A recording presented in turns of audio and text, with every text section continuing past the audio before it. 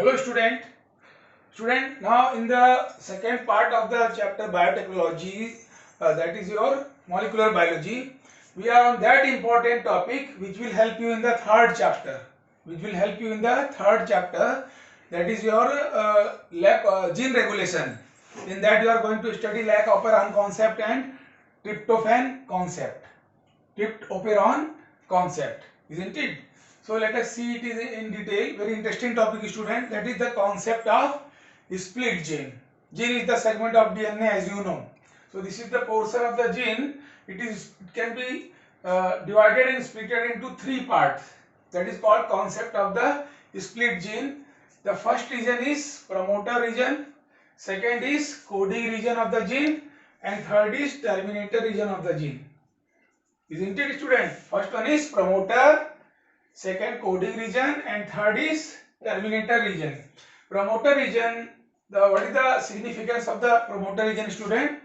Promoter region signals for start of the transcription. Student, as I told you, this topic is very important for your third chapter, that is lac operon concept, that we will study later on. Signal for the start of the transcription. Then this promoter region has second significance also, that is it is the site for attachment of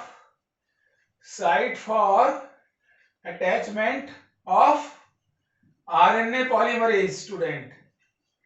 RNA polymerase. And what is the significance of coding region, student? Coding region codes for, this has genetic codes, so it codes for polypeptide or amino acid chain, or you can say polypeptide chain, isn't it? Coding region has genetic codes, codons, base triplets. Then last one is what, student? Terminator region. Terminator region signals for the end of transcription. So all this will help you in gene regulation. That will be the third chapter. It's very important to know about the starting of the transcription and ending of the transcription, isn't it? And in lac operon you are going to know amino acid chains. Those are nothing but the enzymes.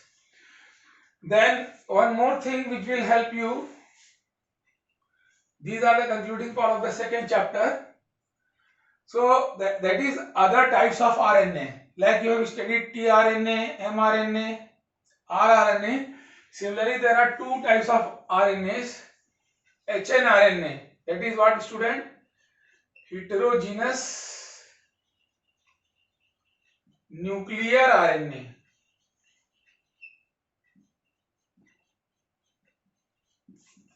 And snRNA is small nuclear RNA.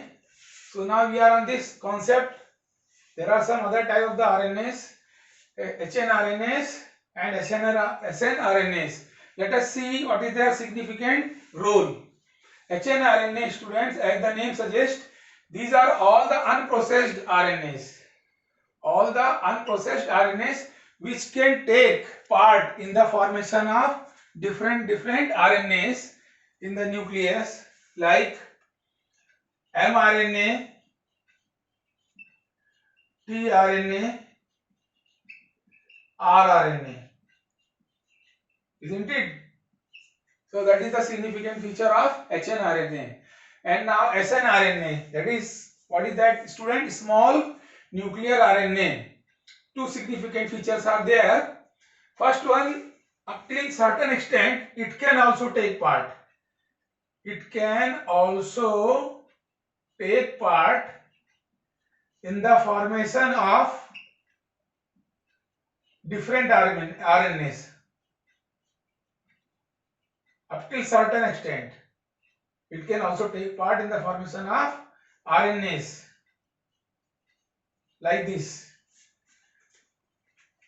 And second one very important feature, that is this snRNA, it combines with hnRNA to form spliceosome. Very important student, very important. This we are going to study during gene splicing. Second feature of snRNA is what? Along with hnRNA, it forms spliceosome with snRNA, and this spliceosome splices or takes part in gene splicing. Take part in gene or RNA splicing during post-transcriptional changes. Gene splicing. So, for 1 mark, the function of spliceosome is added in the board, maybe in the compulsory. What is the role of spliceosome?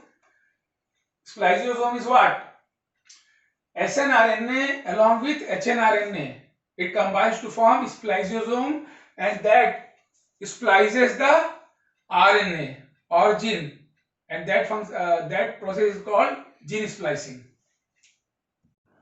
Student, now we are on the concluding part of this chapter, second chapter.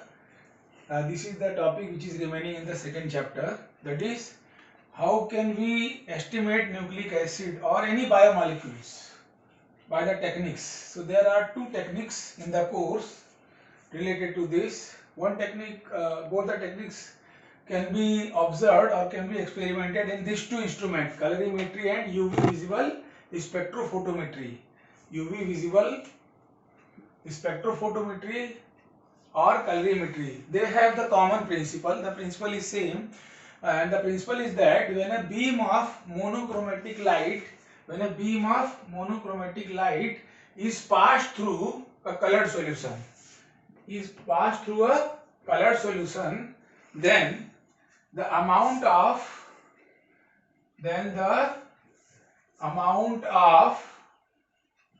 light absorbed is proportional to what? Is proportional to two things: length of the medium and concentration of the medium. The amount of the light absorbed is proportional to these two things. That is the principle. When a beam of monochromatic light is passed through any colored solution, like this colored solution, then the amount of the light absorbed is either proportional to the length, and this was given by L for length, L for Lambert's law. It is based on Lambert's law. Okay, so we can give one conclusion here, that intensity of light decreases as length increases. As length of the medium increases, isn't it? Similarly, on the other side, intensity of light decreases. Intensity of light decreases, student, when the concentration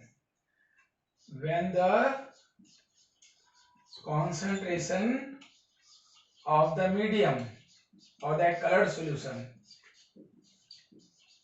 increases, and this was supported by Beer's law. So combinedly, these two laws, Lambert's and Beer's law, that support the principle of based principle which is experimented or observed in these two instruments, colorimetry and UV visible spectrophotometry, and it is very much famous. Spectrophotometry is very much famous for qualitative and quantitative estimation of biomolecule, qualitative as well as quantitative estimation of biomolecules like nucleic acids and proteins. So please remember these two words, qualitative and quantitative estimation. In this way, student, we complete a second chapter of biotechnology. And now in the next lecture, I will teach you the third chapter of biotechnology, that is gene regulation. In that we will study operon concept.